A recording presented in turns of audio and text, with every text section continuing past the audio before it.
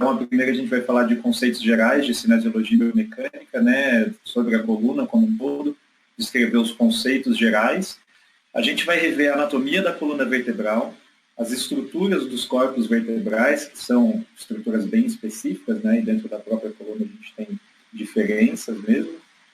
E aí vem um outro problema que eu também vejo dentro da parte da coluna vertebral, que é a questão da estrutura nobre que ela protege.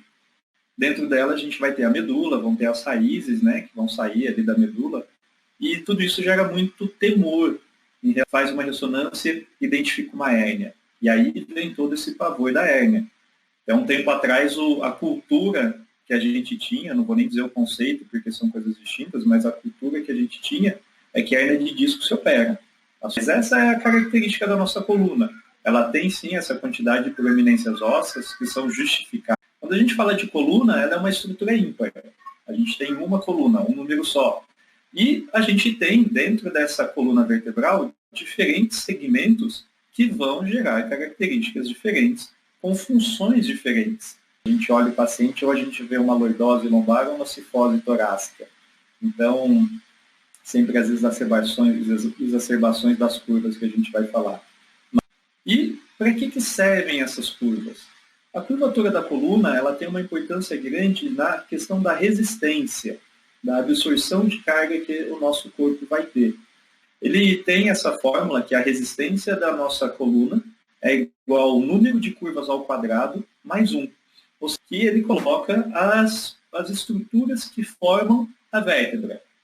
E aí, essa é uma imagem importante, que é o segmento. E qual vai ser a consequência disso? Isso muda completamente o alinhamento das vértebras que vão vir aqui para cima.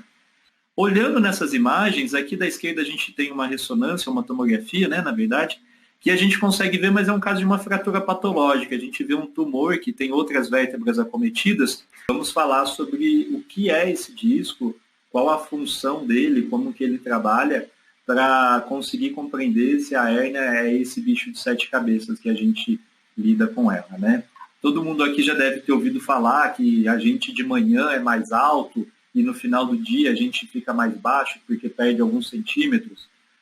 E aqui, essa imagem mostrando que quando a gente coloca uma carga vertical, então, pensando em pegar um peso ou realizar um salto, a gente tem uma força de dissipação do nosso núcleo para a lateral. É fundamental compreender o que acontece em cada postura, para a gente saber o porquê que às vezes aquele aluno ou aquele paciente reclama de dor naquela posição, por que eu devo evitar ou devo estimular alguma movimentação. Tá? Bom, o corpo vertebral indo para a parte anterior, automaticamente ele comprime as fibras do disco, do anel fibroso na parte anterior.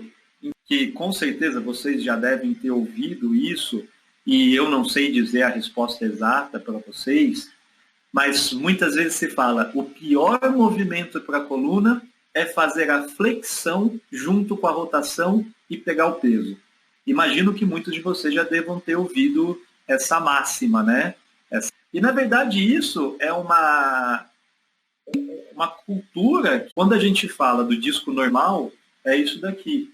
Então, quando a gente fala sobre o abaulamento discal, é que a gente vai ter o disco aumentando.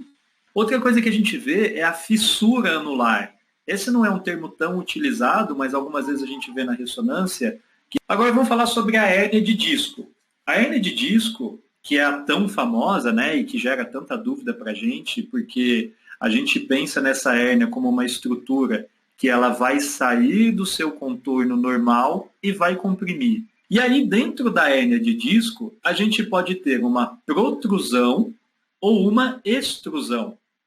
Primeiro, o que a gente tem que ver nesse paciente é que ele tem uma musculatura bem desenvolvida. O que eu quero que vocês vejam é, a lombar ela não vai mexer sozinha. Ela se movimenta iniciando. Podem ver que ela não mexe a coluna. O que ela faz? Ela sobe o ombro. Ela inclina daqui para cima.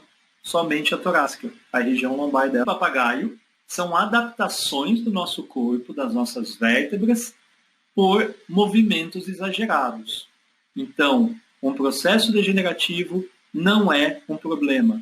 O problema é quando esse processo degenerativo acontece em um corpo de... Mas o principal problema da hérnia de disco é que, como eu falei para vocês, ela pode ser só um achado do exame de imagem e não necessariamente algo sintomático.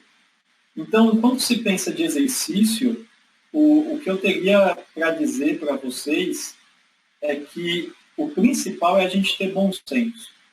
A gente conhecendo essas variáveis mecânicas, a gente sabendo a estrutura que o nosso paciente tem, então a gente já sabe que ele tem uma hérnia de disco, não adianta eu colocar esse paciente de cara a fazer um levantamento terra, colocar ele para levantar um peso lá de baixo. Isso vai gerar uma carga grande. E é um erro muito comum nos pacientes, nas pessoas que tiveram dor, é que logo que a dor melhora, elas acham que tem a mesma aptidão física do que antes da dor. E aí a nossa função, eu digo nossa porque o fisioterapeuta trabalha nesse processo de reinserção de exercício, o educador físico na parte de treinamento também.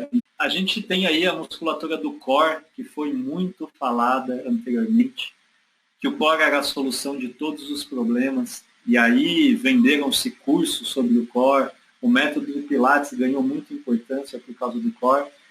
E aí começou uma corrida científica entre trabalhar só o core, dar mais resultados, ou fazer exercícios globais, dar mais resultados.